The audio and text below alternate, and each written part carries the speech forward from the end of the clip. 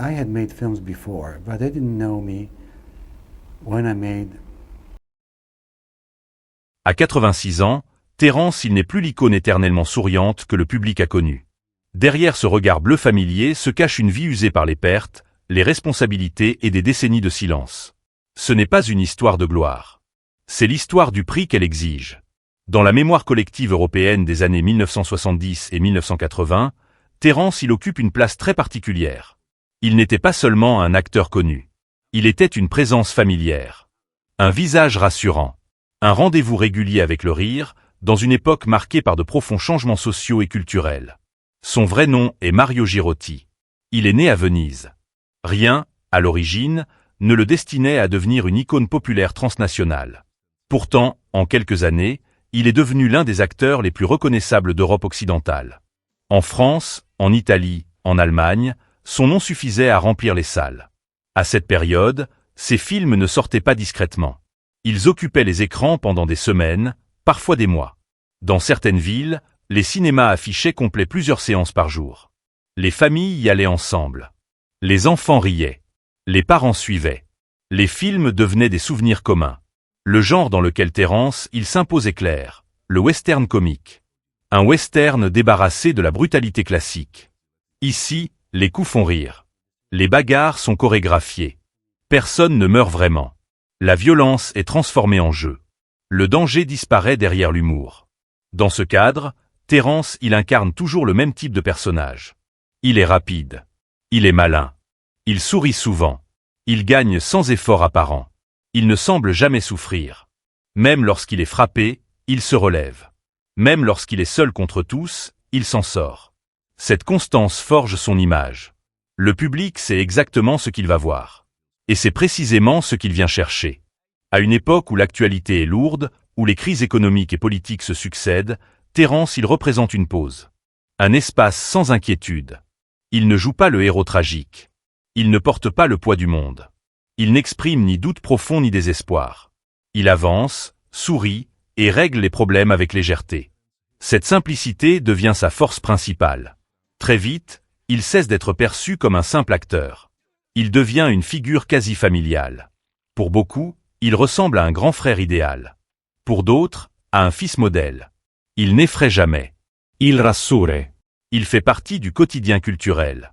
Les affiches de ses films sont immédiatement identifiables. Son regard bleu, son sourire, sa silhouette. Le public n'a pas besoin de lire le résumé. Il sait ce qu'il va ressentir. Il sait qu'il va passer un bon moment. Cette popularité massive n'est pas liée à une analyse critique ou à une reconnaissance académique. Elle repose sur autre chose. Sur l'habitude. Sur la répétition. Sur la confiance. Terrence, il devient un repère stable dans un monde instable. C'est ainsi que se construit son statut de symbole. Pas par un film unique. Pas par une performance exceptionnelle. Mais par une présence continue, cohérente, accessible à tous. Il appartient à tout le monde, sans distinction sociale ou culturelle. À la fin des années 1980, Terrence il n'est plus seulement une star. Il est un élément du paysage européen. Une figure de la joie populaire. Un homme que l'on associe spontanément au rire, à l'enfance, à l'insouciance.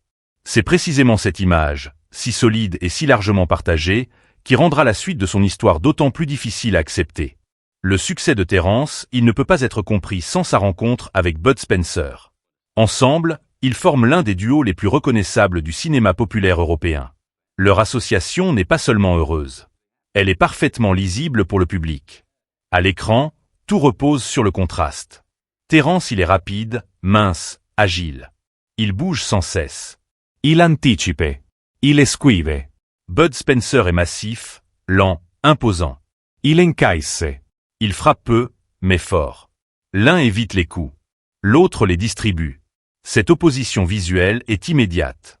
Même sans dialogue, le spectateur comprend la dynamique. Leur duo fonctionne comme un mécanisme simple. Terence provoque. Bud conclut. Terence disorganise. Bud rétablit l'ordre. Chacun reste strictement dans son rôle. Il n'y a pas de surprise. Et c'est précisément ce que le public apprécie. La violence, pourtant omniprésente, est entièrement transformée. Les coups sont exagérés. Les chutes sont théâtrales. Les adversaires se relèvent toujours.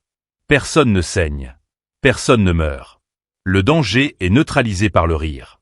Le spectateur n'a jamais peur. Cette approche permet à un public très large de suivre les films. Les enfants rient des bagarres. Les adultes apprécient le rythme. Les familles peuvent regarder ensemble. Le cinéma devient un espace commun, sans malaise ni tension. Film après film, la formule se répète. Et elle fonctionne à chaque fois. Les intrigues sont simples. Les personnages secondaires changent. Mais le cœur reste identique. Le public retrouve ce qu'il est venu chercher. Il n'y a pas de rupture. Pas de prise de risque. Cette répétition renforce l'attachement. Terence Hill et Bud Spencer ne sont plus perçus comme deux acteurs distincts. Ils deviennent une entité. Pour beaucoup de spectateurs, ils n'existent plus l'un sans l'autre. Dans l'imaginaire collectif, leur image se fige. Bud Spencer est la force tranquille. Terence Hill est l'intelligence souriante. L'un protège. L'autre amuse. Ensemble, ils représentent une justice simple, accessible, sans zone grise. Ce succès répété a un effet direct sur la carrière de Terence Hill. Il est désormais identifié à ce type de rôle. Le public ne le voit plus autrement. Les producteurs non plus. On ne lui propose pas de personnage complexe, ambigu ou sombre. On attend de lui qu'il soit toujours le même. Progressivement, l'acteur disparaît derrière la fonction. Terence, il devient un rôle permanent. Une promesse de divertissement. Un gage de succès commercial. Il ne s'agit plus de ce qu'il pourrait jouer, mais de ce qu'il doit incarner. Cette identification totale ferme les portes à toute évolution visible. Il n'y a plus d'espace pour une autre image. Toute tentative de changement risquerait de décevoir le public. Et la déception est ce que l'industrie cherche à éviter à tout prix. Le duo, qui a tant donné au public, devient aussi une cage. Une structure solide, mais rigide. Terence, il est aimé pour ce qu'il représente, pas pour ce qu'il est. Et cette différence, à long terme, aura un coût. À la fin des années 1980, la formule est toujours populaire. Mais elle a figé les deux hommes dans une image définitive. Pour le public, Terence, il ne vieillit pas. Il sourit toujours. Il gagne toujours. Il reste éternellement le même. La réalité, elle, commence déjà à s'éloigner de cette image. Pour comprendre le parcours de Terence Hill, il faut faire une distinction claire entre deux figures. D'un côté, Terence Hill, personnage public. De l'autre, Mario Girotti, l'homme privé. Ces deux identités ont longtemps cohabité.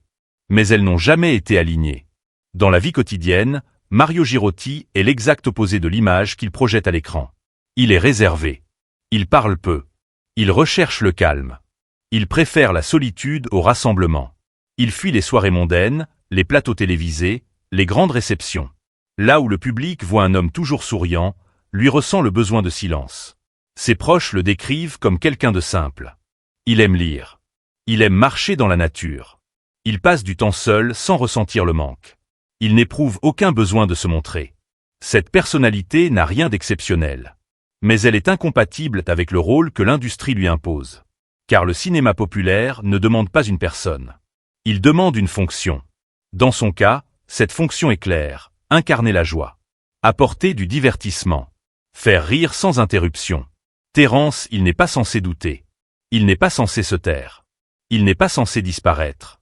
À mesure que son succès grandit, cette exigence devient permanente. Il ne s'agit plus seulement de jouer un rôle pendant le tournage. Il faut le prolonger hors caméra. Dans les interviews. Lors des apparitions publiques. Dans la relation avec les fans. Le personnage déborde sur la vie réelle. Cette pression ne se manifeste pas par des ordres explicites. Personne ne lui dit directement de rester joyeux. Mais tout le système fonctionne ainsi. Les contrats. Les attentes du public. Les réactions médiatiques. Tout rappelle ce que l'on attend de lui. Un acteur peut parfois changer d'image. Dans son cas, ce changement est perçu comme une menace.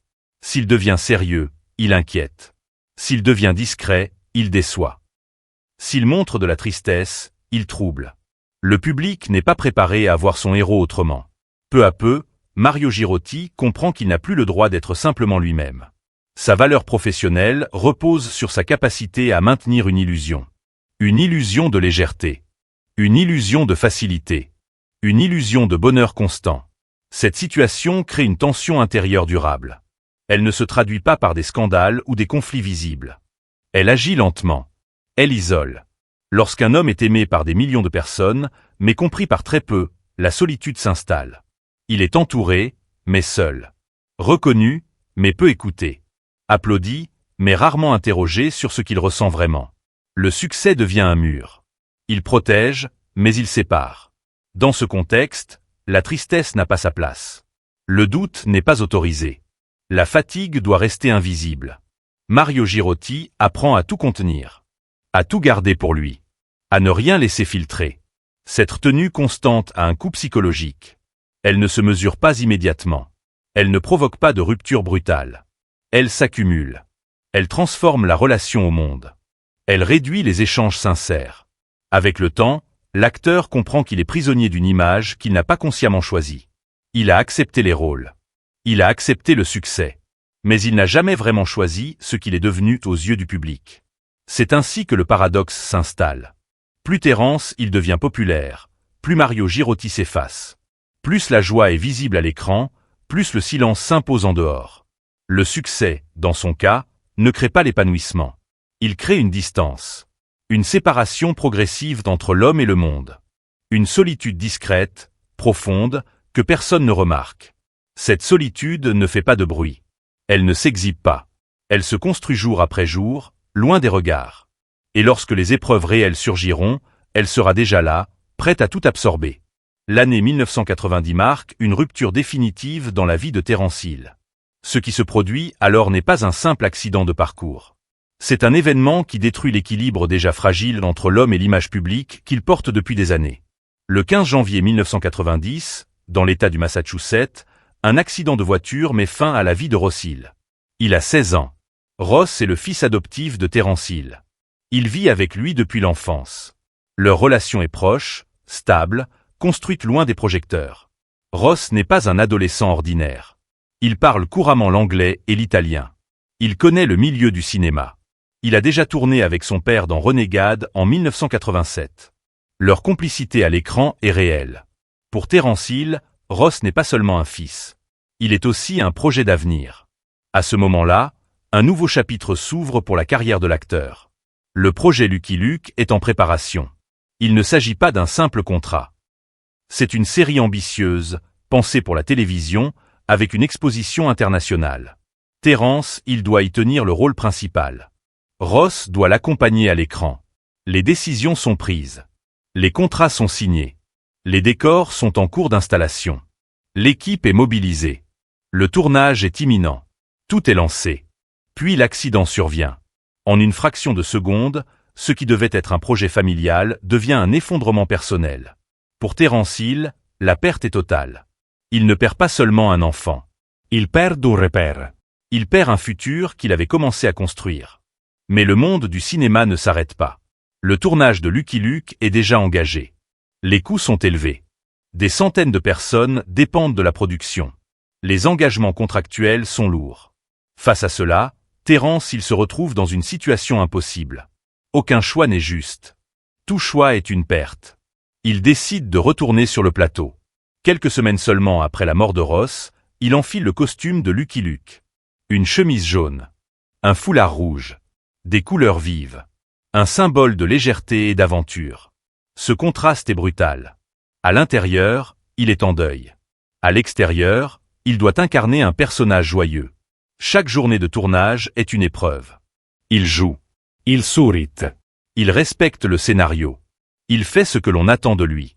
Non par enthousiasme, mais par devoir. Par responsabilité envers l'équipe. Peut-être aussi par fidélité à ce que son fils aurait voulu. À l'écran, rien ne transparaît. Le personnage est intact. Le public ne remarque rien. Lucky Luke reste rapide, drôle, invincible. Mais derrière le regard de l'acteur, quelque chose s'est définitivement brisé. Terence, il ne parle pas de sa douleur. Il ne l'expose pas. Il ne la transforme pas en discours public. Il continue, en silence. Il termine les tournages. Il honore ses engagements. Une fois le projet achevé, l'effondrement est total. Il ne s'agit pas d'une pause médiatique calculée. Il s'agit d'un retrait réel. Profound. Il s'éloigne du cinéma. Il évite les interviews. Il refuse les apparitions publiques. Il coupe les ponts avec un milieu qui lui a demandé de sourire au moment où tout s'écroulait. Le public, lui, ne sait presque rien. Les spectateurs continuent de voir Terence Hill comme avant. Les films circulent. Les rediffusions se multiplient. L'image reste figée dans le passé. La réalité est tout autre. À partir de 1990, Terence Hill ne retrouvera jamais l'homme qu'il était auparavant. La perte de Ross devient une fracture permanente. Une blessure qui ne se referme pas. Une douleur silencieuse, portée sans mise en scène. Ce drame ne change pas seulement sa vie privée. Il modifie définitivement sa relation au monde, au cinéma et à lui-même. Ce qui restait encore de distance entre Mario Girotti et Terence Hill disparaît. L'homme ne joue plus un rôle. Il survit. La suite de son parcours sera marquée par cette absence. Par ce vide. Par cette date qui divise sa vie en deux parties irréconciliables. Après la tragédie de 1990, Terence Hill change radicalement de manière de vivre. Ce changement n'est pas annoncé. Il n'est pas expliqué. Il s'impose par les faits. L'homme qui occupait les écrans disparaît progressivement de l'espace public. La première rupture concerne les médias. Terence Hill évite les interviews. Il refuse les invitations. Il ne commente pas sa vie. Il ne raconte pas ce qu'il traverse. Ce silence n'est pas une stratégie. Il correspond à un besoin. Celui de ne plus exposer ce qui reste fragile. Il ne participe plus au festival. Il ne se montre pas lors des avant-premières. Les cérémonies, les hommages, les rétrospectives se font sans lui. Pour le public, cette absence est discrète. Pour l'industrie, elle est claire. Terence, il ne veut plus être au centre. Le retrait touche aussi le cinéma lui-même. Il ne s'agit pas d'un arrêt officiel. Aucun communiqué. Aucun adieu. Simplement moins de projets. Des refus répétés. Des périodes longues sans tournage. Le rythme intense des décennies précédentes s'interrompt. Ce choix n'est pas expliqué par une fatigue professionnelle classique. Il ne parle pas de lassitude artistique. Il ne revendique pas une reconversion. Il se contente de se retirer. De réduire sa présence. De reprendre le contrôle de son temps. Son quotidien devient plus simple. Il passe davantage de temps loin des villes. Il privilégie les lieux calmes. La nature occupe une place importante. Les promenades. Les espaces ouverts. Le silence. Ces éléments deviennent des repères stables. La dimension spirituelle prend aussi plus de place. Terence, il s'intéresse davantage à la religion. Non comme une démonstration publique, mais comme une pratique personnelle. Il cherche un cadre. Une structure. Quelque chose qui aide à supporter l'absence et la perte. Il ne multiplie pas les confidences. Il ne transforme pas son vécu en récit public. Mais ses choix de vie parlent pour lui. Il montre une volonté claire, réduire le bruit, limiter les sollicitations, éviter les regards insistants. Un autre élément apparaît progressivement. Un sentiment de culpabilité discret, mais persistant. Celui d'avoir survécu. Celui d'être encore là quand son fils ne l'est plus. Ce sentiment ne donne lieu à aucun discours théorique. Il se manifeste par des comportements. Par le retrait. Par la retenue. Il ne cherche pas à se distraire à tout prix. Il ne remplit pas le vide par l'agitation. Il accepte une forme de lenteur. Une vie moins exposée. Moins remplie. Moins spectaculaire. Ce mode de vie contraste fortement avec l'image publique qui continue de circuler. À la télévision, dans les rediffusions, Terence il reste souriant. Toujours jeune. Toujours invincible. Le public continue de le voir tel qu'il était avant.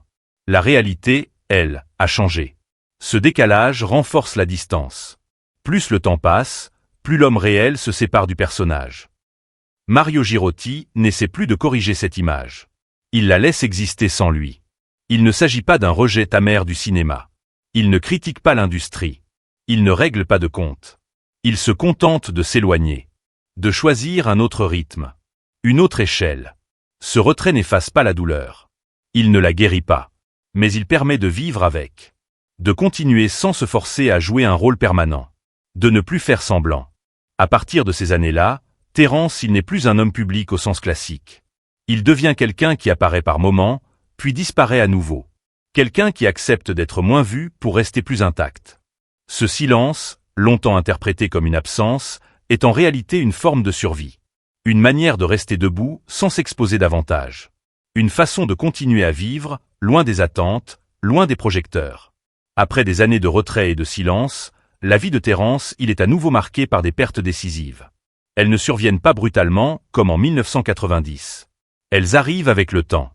Elles s'additionnent. Et elles referment peu à peu ce qui restait de son cercle proche. En 2016, Bud Spencer meurt à l'âge de 86 ans.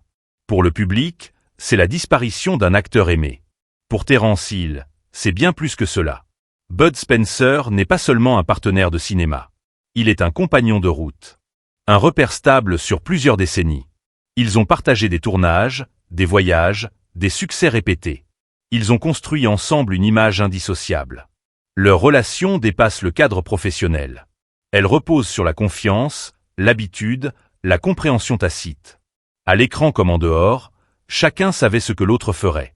Lors des funérailles, Terence il s'exprime rarement. Mais ses mots sont clairs.